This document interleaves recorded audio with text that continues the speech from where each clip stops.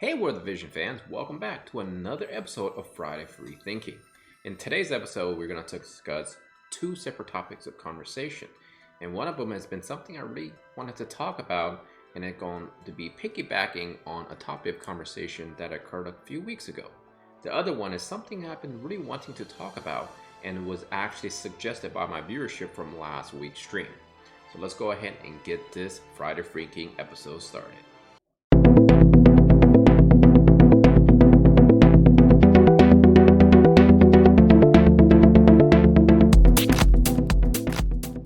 So the first topic of conversation is going to be on, technically speaking, the gap between free-to-play players and spenders. But I think it's more like what to do as a free-to-play player in order to best enjoy the game. And I was actually going to use footage from another game that I've recently just got back into playing. That game I played for 2.5 years solid and did not spend a single penny. But what I did do is really try to squeeze out all the little tactics that I employed to best save some of my resources. And also, I really wanted to make sure that I spend my most valuable resource, my time. And therefore, essentially what I did was I sacrificed spending, but treated it as my, potentially second job. I'm not sure if I really regret it to this day because I just recently got back into the game. And now, after about 4.5 years of lagging behind in the game itself, I realized something. All the investment that I've done in that game was actually good enough to last that 4.5 years. Recently, some of the dungeons have been upgraded to add difficulty levels to it.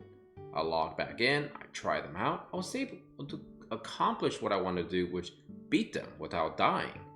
And the thing was, I can always improve on the time spent to farm those specific dungeons. And ultimately, that's what that game was all about.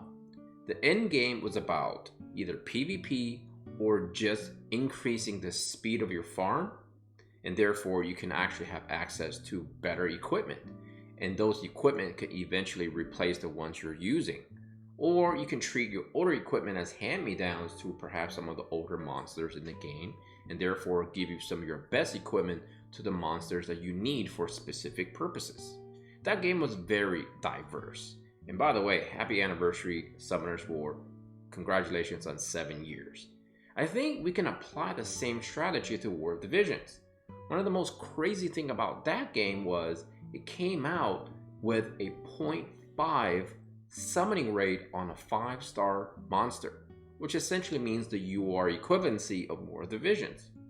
If you think about it, that is a horrible rate. While 2% for War of the Visions may seem really bad when I first started playing, I think War of the Visions were at a luxury.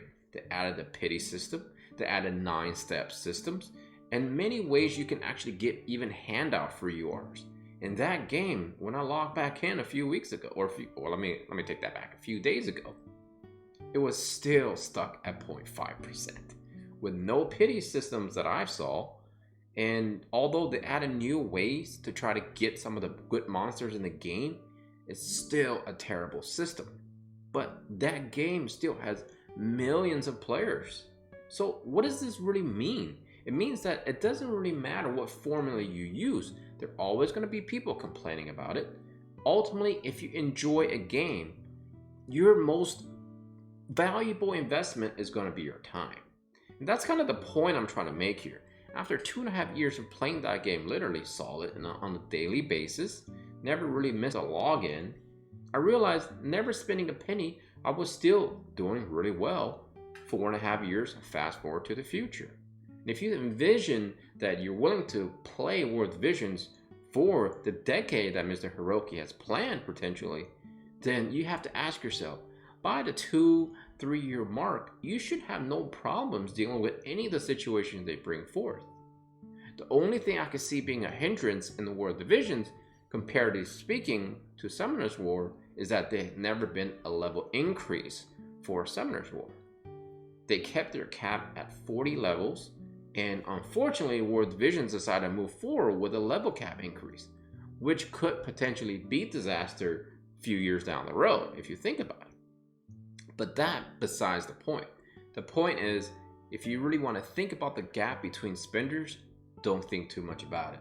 Because spenders will always be ahead, because all they have to do is swipe a couple of credit cards and have endless supply of visitors. Ultimately, the message for this topic of conversation is patience. Have it, and you should be doing very well for yourself. So, my next topic of conversation is community. Now, I know there's going to be a lot of influx of beginning players coming into World Divisions, and I think that's a great thing because right now the game is very friendly to beginning players. And if you are a beginning player and you found my channel, welcome aboard. But let's be honest, there are tons of content creators currently going for World Divisions, and each day there are perhaps more people trying to join that community. So what can we do to make sure that the community stays rich? And for me, one of the biggest attractions for World Divisions was that the community was very appealing to me. There's a large movement of players who, generally speaking, like to give back, and therefore giving good advice, giving calculations on formulas, etc., etc., etc. We also have a good amount of readily usable websites in which you can use as resources. Now, I'm going to go ahead and give you some of my personal picks and how to enrich yourself in this diverse community. Of course, there's going to be the Japanese community and of course the global community. Obviously, if you don't speak any Japanese, you might have some issues trying to join that community. But if you can speak Japanese, I highly recommend joining that community in addition to the global community as well. Now, the global community, obviously, you can involve yourself with Reddit is an option. Maybe it's not the best option because there could be some, negative stuff involved with Reddit. But for the most part, if you tend to ignore the negativity of some of the aspect that Reddit applies itself, then you can actually use it as a good valuable resource. But just kind of use it with a grain of salt. Now let's think about Discord, which is becoming more and more popular nowadays, especially with games, especially online gaming, because it allows players to engage in dialogue and maybe sharing their tips and their knowledge with each other. My suggestion is check out some content creators on YouTube and see if they have Discord offered. Perhaps join those and engage yourself with a lot of other people who like to discuss things on Discord. Now, obviously, now that I mentioned content creators, that's another option. Simply perhaps engage in conversation in their comments of their videos, or you can join their streams, whether it be YouTube or Twitch. Either way, you're probably going to learn a lot.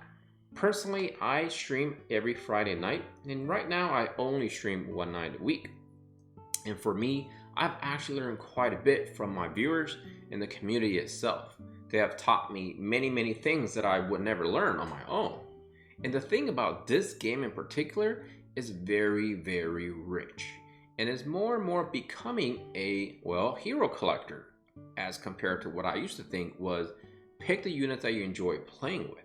Because one of the things is the designers are now trying to create more content in which we have to use perhaps teams of the same element or specific units that offer specific set of skills. Personally, I'm not a fan of those content, but they're most part just an option. You don't actually have to participate in those. But hopefully, and that's not something that is going to be trending for the future, and perhaps stick into the formula that if you want to do something in the game, do it. And if you want to ignore something in the game, go ahead. There's never going to be really a sort of a quote-unquote meta forcing people to do something that don't want to do. Because ultimately, that's what the beauty of video gaming online is. You have a choice, and you should be able to choose how you want to play the game. In fact, some people never touch arena at all, and some people only engage themselves in the form of PvP or match play or class match. To each their own, right? That's how I look at it.